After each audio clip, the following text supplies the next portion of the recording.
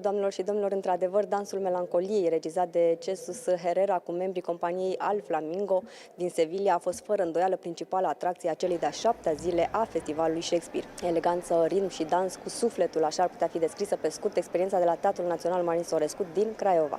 Astăzi, studenții de la UNEATC au avut ocazia să participe la dezbateri cu Robert Lepage, iar la Shakespeare Village se joacă chiar acum Macbeth cu compania Parabola din UK și urmează concert de muzică medievală susținut de Maria Chiv.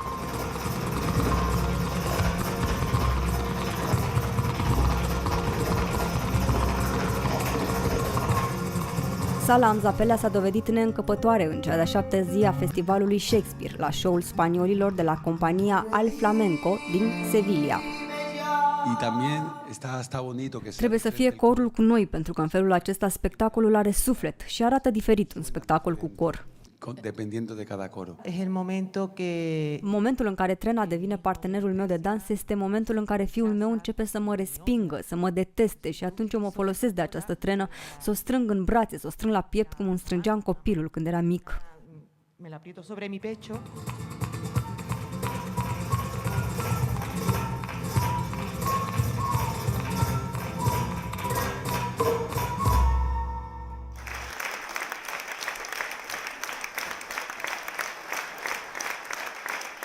Luego lo lleva a cabo Al Flamenco. Flamenco are ca și Hamlet bucurie, tristețe, nebunie, melancolie. Are sentiment, multe stări prin care trece și prințul Hamlet. Asta unește flamenco cu Shakespeare. Estados iguales que por los que pasa el príncipe Hamlet.